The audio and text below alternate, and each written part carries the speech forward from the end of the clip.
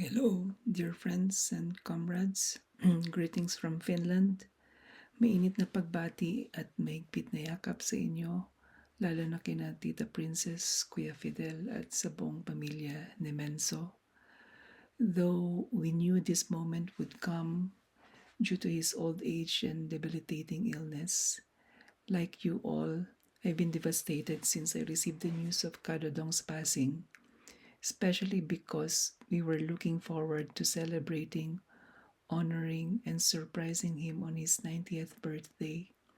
Like you all, I wish I were saying this tribute for the living on the 9th of February 2025.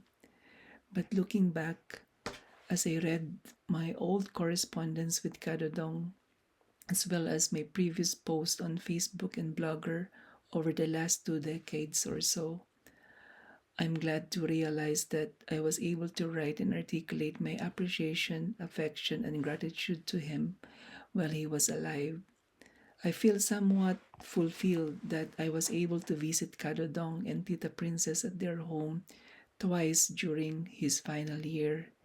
Just like in the old days, in a typical Filipino way, without prior notice, I showed up and knocked on their door, and as always, I was warmly welcomed.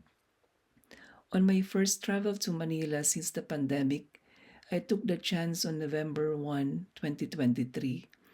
Undas noon to visit the UP campus and happily found myself spending quality time for about 3 hours with Kadodong and Tita Princess. Vintage Kadodong, as we were to begin the conversation, he asked, "Magkape tayo o whiskey?" I opted for oolong tea because I had to catch my flight soon that same evening. During that visit, he was like bidding farewell to me already, saying to me to tell friends to visit him very soon. Matanda na ako. He also said to me, hindi na tayo magkikita. I immediately responded, "Sir, magkikita pa po tayo." And indeed, as promised, during my trip to the Philippines in June this year, I made a surprise visit again, spending several hours with him and Tita Princess. I have been so lucky to have known the legend Kadodong in the last 27 years of his multifaceted, legendary life. I have been truly honored and privileged to have been taught, befriended, and supported by him since I was his bachelor student in 1997, 1998, fresh from his stint as visiting professor in Tokyo. And again in 1999, the same year we cheered for his candidacy and eventual election for UP president. I kept in touch, updating him from time to time during my MA and PhD studies abroad. But much more than this, prefigurative politics inspired by the writings and activities of Kalodong meant that we, as socialists, should conduct our individual and social lives, including our relationships with fellow travelers and fellow human beings, in ways and manners we sought, aspire, and envision our future society to be. I will forever miss you, sir. Kasama ng aking mga pamilya, taos-puso ang aming pasasalamat sa inyo, Kadodong. Dahil sa inyo, isang probinsyanong Cebuano, nagsimula ang laki sa kalye ng Maynila na tulad ko na magkaroon ng progresibong pananaw at direksyon sa buhay. Your powerful ideas, notable legacies, and good memories shall live on in me and through many of us.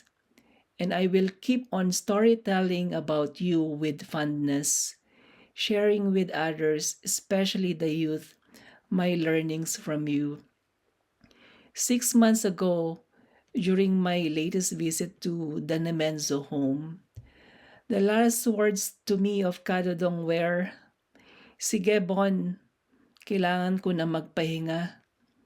I held his hands tight and hugged him. Sige po, sir. Magpahinga na kayo. As I said to you during our last meeting, we are always grateful and indebted to you. We are carrying on. We shall continue to value and honor your legacy through our work. In my own little way, I will do my best to carry on as your former student and now as a scholar activist.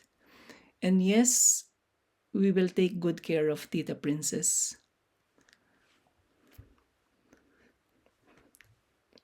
Rest in peace, rest in power, Dr. Francisco Nemenzo.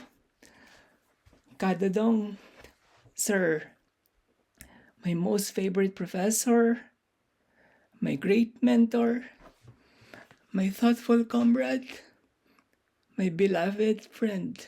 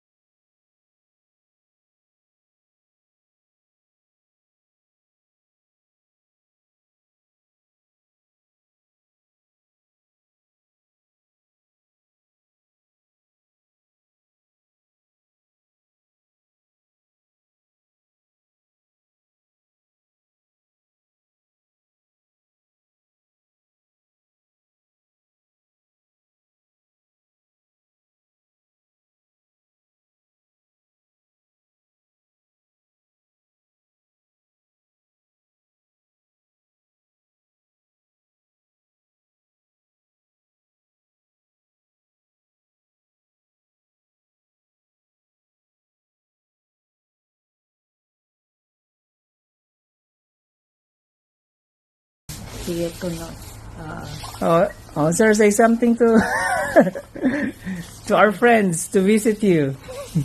Sige, Papa. Give a message. Tina man. What do you want? What do you want to say, Dong? Yeah. Ha? Wala na? So of course, sir, we're always grateful and indebted to you. We are carrying on